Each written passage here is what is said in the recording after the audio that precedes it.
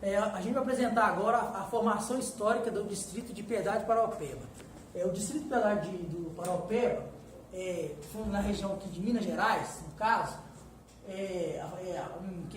questão de formação da questão histórica. Tá mais alto. A região de Minas Gerais era povoada por maioria indígena.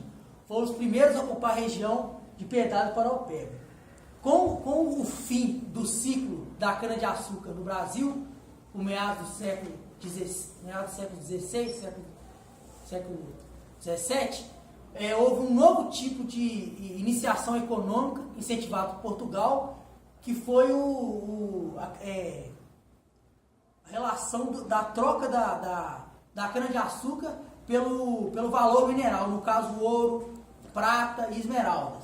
Então, nesse período de tempo, Fernão Dias, em busca de prata e esmeraldas, que eram o principal foco desse bandeirante, pois ele ouviu diversas histórias dos indígenas em relação a montanhas cobertas de pratas e esmeraldas.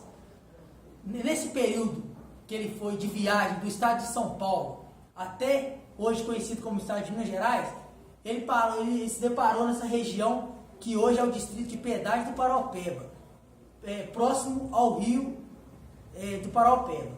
Esse distrito foi criado principalmente como um posto de abastecimento das tropas dos bandeirantes, principalmente de Fernão Dias. A Piedade do Paraopeba, a população remanescente desse período, nessa época de início da exploração dos bandeirantes, era formada principalmente por os bandeirantes, no caso Fernão Dias e os outros soldados com ele, e principalmente de indígenas que tinham conhecimento exato da região, tinham conhecimento sobre rios, sobre minerais e tudo. O ciclo do ouro. Aí já tem uma mudança quando já se descobre o ouro na região, que é a chegada dos escravos africanos na região de Piedade. Aí já tem uma diferença maior cultural, vai ter um impacto maior cultural na diferença da região. No caso aqui, os negros que vieram da África tinham técnicas e conhecimento para utilizar na questão de mineração. Eles possuíam o conhecimento de utilizar a bateia para poder retirar o ouro dos aluviões e tinham também o conhecimento de fundição, que é essencial para o período, né? Que os negros tinham conhecimento principal sobre mineração, que os portugueses estavam tentando aperfeiçoar para poder conseguir extrair mais riquezas minerais na região. Aqui tem uma imagem do mapa que mostra a bandeira de Fernão Dias, que vai de 1674 a 1681, que mostra a saída dele do Rio de Janeiro, de São Paulo, região de São Paulo, até chegar a essa região do Rio Paraopeba, que é uma região em que os indígenas relatavam essas grandes montes cobertos de prata e esmeraldas, o que atraiu Fernão Dias e outros bandeirantes. Aqui tem um exemplo de uma bateia utilizada pelos escravos na época, que era um meio de encontrar o ouro nos aluviões, nessas regiões que hoje é conhecido como Piedade do Paraopeba, as regiões próximas que se localizam no quadrilátero ferrífero.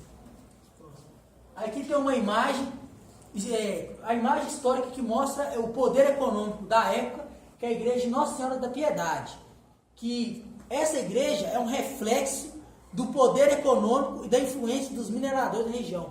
É uma igreja grande, para um distrito, vamos dizer assim, considerado pequeno, mas que tem grande importância histórica. Foi fundado em 1713 e utilizado pelos jesuítas para educar os índios, e é a igreja principal do distrito.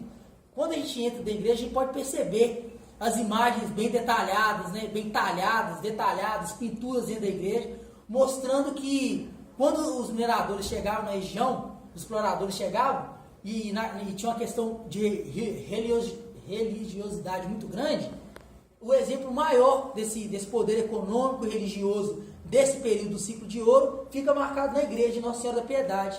É o maior exemplo que a gente tem da importância que Piedade do Paraopeba tem, não só como distrito de Brumadinho, mas também como uma cidade considerada histórica para Minas Gerais.